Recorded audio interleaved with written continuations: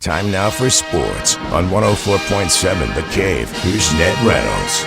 Mike, the intern, Ned Reynolds, back in the studio on a rainy Tuesday morning. So we have a new captain of the Ryder Cup team headed to play, and this time it ain't Tiger. Everybody thought it would be Tiger Woods, and he was asked would he be interested in captaining the Ryder Cup team. The Ryder Cup is next year, 2025, and it's in the United States.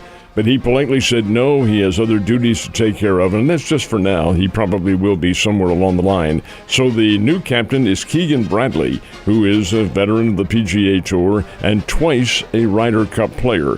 He'll do well. Bradley has high respect from all the other golfers, and he'll be a very good controller and captain of the Ryder Cup team, whomever might be included when they play. It's next year. It's September of 2025, and they are playing this year at Bethpage Black, and that's out on New York's Long Island, and that'll be next September. Not this coming, but next September. But Keegan Bradley will be the new Ryder Cup coach.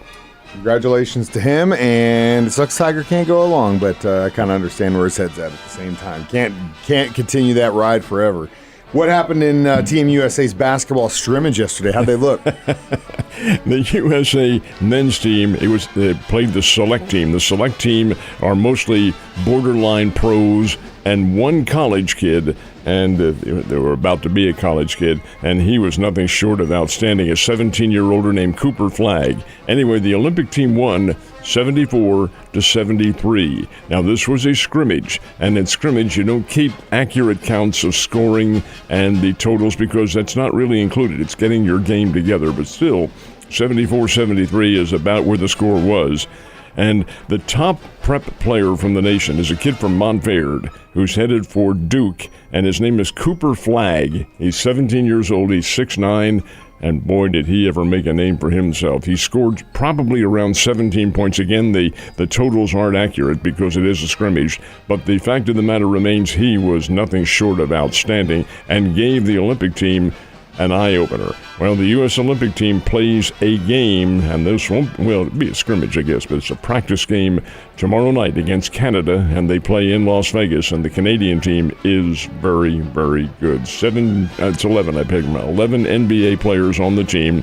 It'll be a nice little challenge for our team, but we'll see what happens. The Olympics coming up in just a couple of weeks. Go Team USA. Last but not least, the USA has two men's players in the Wimbledon quarterfinals. Who are these guys? They are indeed Taylor Fritz and Tommy Paul. Fritz upset Alexander Zverev, who was really kind of penciled in as the opponent coming up for Novak Djokovic, but no, that won't be the case because Taylor Fritz beat him. Taylor Fritz is an outstanding American tennis player and a very good one. Tommy Paul, who's kind of flown under the radar from southern New Jersey, also a very fine player. He faces Carlos Alcaraz a little bit later on today in London. That will be a very tough match. Djokovic very much in the quarterfinals as well.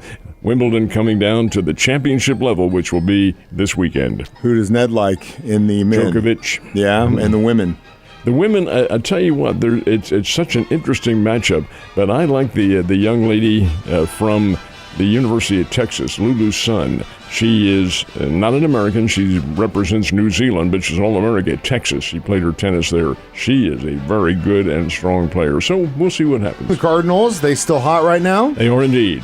Beat the Washington Nationals 6-0 yesterday. You kind of saw this coming too because Miles Michaelis was doing the pitching for the Cardinals, and he's an old pro. Michaelis is in his mid-30s and mixes his pitches very well, and against a very young team, and the Washington Nationals are extremely young, you knew a crafty pitcher like that would probably have some pretty good success, and he did. Michaelis went the better part of 7 innings, shut out the team. The relief corps finished it up, and the Cardinals provided the offense with Alex Burleson and Paul Goldschmidt having home runs. And hey, against the Washington Nationals, a team the Cardinals had to get well against. Take 3 out of 4 from them. Washington is a fair team. They're very young, and in the coming years are going to be really pretty doggone good because they have some outstanding talent. But right now, it's a team you have to beat, and the Cardinals did so, and very much in the hunt in a weak division, but they have to keep on winning.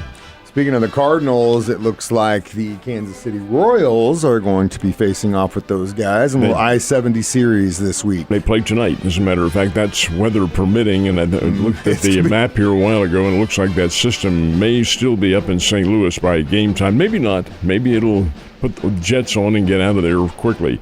But it's the Royals and the Cardinals tonight, the first of the 4-game series. 2 of them now, and the other 2 in Kansas City will be later on in August. It's kind of an odd series, but that's the way it is, Royals and Cardinals. And tonight, a former Cardinal is going to be pitching for Kansas City, Michael Wacha, a guy who made, get this, Mike, this doesn't happen very often, but about 9, 10, 11 years ago, whenever it was, he made his professional debut here in town in Double-A. He was 1 month out of Texas A&M, and he pitched here in town with the Springfield Cardinals. He was that well thought of, and here he is still around. Anyway, Michael Wacha will pitch for the Royals, Andre Palante for the Cardinals tonight, and the Springfield Cardinals will be back in action. I'm sure the system will be out of here by game time tonight. Play the Wichita Wind Surge, and hey, the Springbirds playing pretty well now in the second half of the season. Get on out there and watch them play. They're a good team. We're to pretty much the halfway point of the baseball season with the All-Star break coming up, and, you know, it's kind of nice to take a look at who's on top of the mountain in the AL. It's got to be Baltimore and New York, right? It is Philadelphia and Baltimore. Philadelphia Phillies are rated number 1 right now, and they have the best record in baseball. Now, whether or not the National League is as strong as the American League, that remains to be seen. But the New York Yankees are 3rd. Now, the Yankees have kind of stumbled a little bit here, but that's going to happen. All these teams, the best ones included, go through peaks and valleys. Well, the good teams have many more peaks than they do valleys, but all teams have slumps, and the Yankees are in one right now. The Phillies are not. Phillies are rated number 1. Baltimore is number 2. Wait a minute. How about our Missouri teams? Well, get this. There are 30 Major League Baseball teams. Kansas City is number 10. And they are rated above the Cardinals. Kansas City is 10th. The Cardinals, surprisingly, having just a really kind of so-so year, are rated 13th. It's about midway through the level. Since there are 30 teams, they are 13th. But nonetheless, still there and still all of them in playoff contention at the moment. And it's nice that came out right before those 2 teams play each other, because that's really how it's decided in sports. Ned, you have a great day. Stay dry, and I'll see you mañana.